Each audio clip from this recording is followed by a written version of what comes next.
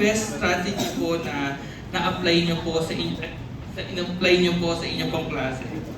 Yan. Siguro isa sa na-enjoy ko, sana na-enjoy din nila, yung interactive discussion na they are encouraged to participate within the group to contribute ideas. Yan. So they could come up with the idea of what was the discussion is about or the topic. On their own, yan. Yes. Ma-explore nila. Sobrang explore nga po kung saan na po sila nakarating kanina. Yes po. Nakakatuwa kasi alam nila yung iba't ibang bansa at kontinente ng buong mundo. Pero sa tingin nyo naman, ma'am, ano po kaya yung mga something to improve naman po na gusto nyo sigurong baguhin o ayusin sa susunod po nating klase? Sir, ano ba ang birthday? Siguro, sir, yung paano yung magiging, yung atake. Kasi parang, how I will build rapport with the audience po siguro. Siguro kasi ngayon na bago po, kasi natatapos sa mga sir, wherein dapat students po yun. Tsaka po yung pagbibigay ng time, kasi in-estimate ko lang yung time na, yung estimated time, kumbaga, kailangan ko palang mag-add pa, kasi siguro, iniisip ko, pwede ko 45 to 1 hour. Ayan. Yun nga, yung pag-adjust sa time, kung paano ko i-manage yung time during the class. Actually, ma'am, napansin ko nga po meron kayong timer eh.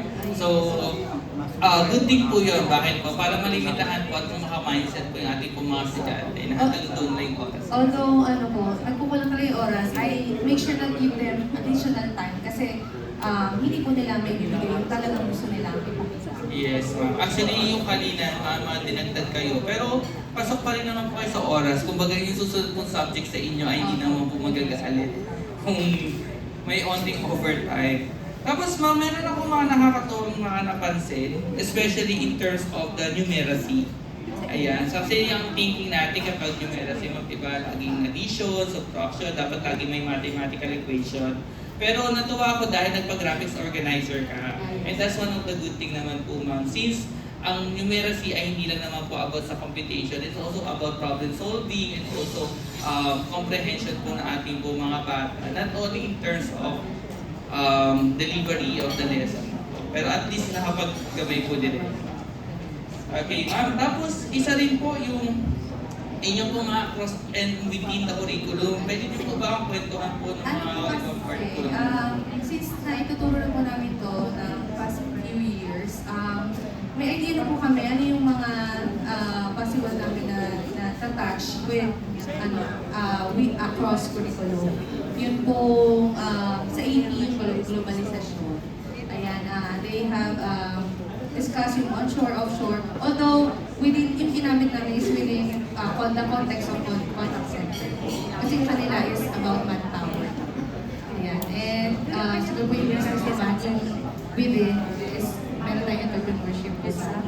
Yes, ma'am. Actually, yung isa sa mga napansin ko talaga, yung mga scenario kung binigay nyo is related po sa TLE para po pumasok po siya doon sa ating pong within. Kasi minsan siguro napapansin o napapaisip po tayo na dapat lagi siyang within o paano natin siya isipin. Yung mga ganong attempt po ay nakakatuwa since na nakaka-relate po yung bata na meron palang ibang application or applicable na mga scenarios na maaaring makonect po sa inyo pong mga lessons. Kasi sabi nga po natin, dapat lagi po konektadong lahat ng ating mga lesson para yung mga bata may spiral learning. At kung mapapansin din naman po natin, ma'am, yung part po na kung saan meron kayong ginamit na ICT, no? Kasi yung ICT dyan rin naman po kung hindi naman po sa pagmamalabis. Gawa niyo po ba yung yung Yes video po, ko na yun? yung isa pong video, gawa, kaya medyo may mga glitch yan. Tapos yung iba po, nag-invite po ko ng ibang teachers Yes. yan, para i-record po yung boses nila. Para magkaroon po ng na variation po in terms of yung gender yan, equality. Ayan, kasi isa sa mga bagay talaga natin yung mga gender issues din at the same time yung mga identity nila.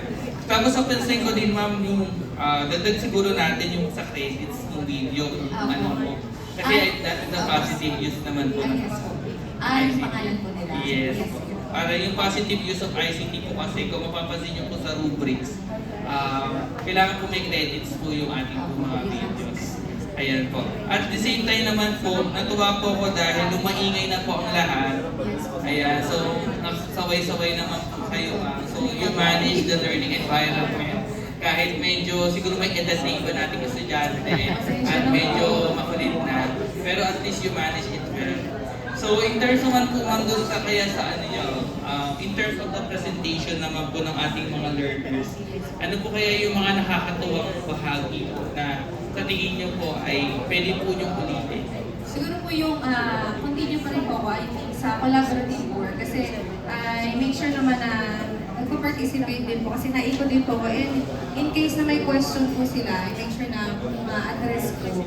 Ayan. At nakakatuwa din po dun kasi sa mga sagot nila, since may rubrics po, no, hindi ito lang yung pwede nila maging sagot. Pwede sila pala mismo, meron silang additional na information pa na lahat ay pwedeng magawin. Yes. Actually, malaking tulong po talaga yung rubrics nyo kasi at least well-guided po yung ating po mga learners. Yes. Tapos pagdating naman po sa formative and summative assessment, napaka-evident naman po niya. Since na meron po kayo mga pa-quiz at na talaga nagtanong po kayo, saan kaya nagkamali yung mga learners po natin doon sa mga items na yun. Which is, hindi yun common na nagagawa kasi ang naiisip na natin kapag item analysis or mga tipong index of mastery, tanongin lang natin ilan yung 5, ilan yung 4, pero ikaw mga tinanong mo, saan ka nagkamali? At ang nakakatuwa pa doon, yung mga batang medyo bumaba or mababang score ay ina-applyan nyo po ng intervention kasi sabi nyo nga po, ay i-message po kayo sa queries. So that is a positive side po. So, Ma'am Pura, congratulations po. Salamat Ayan po, po. nakaraos po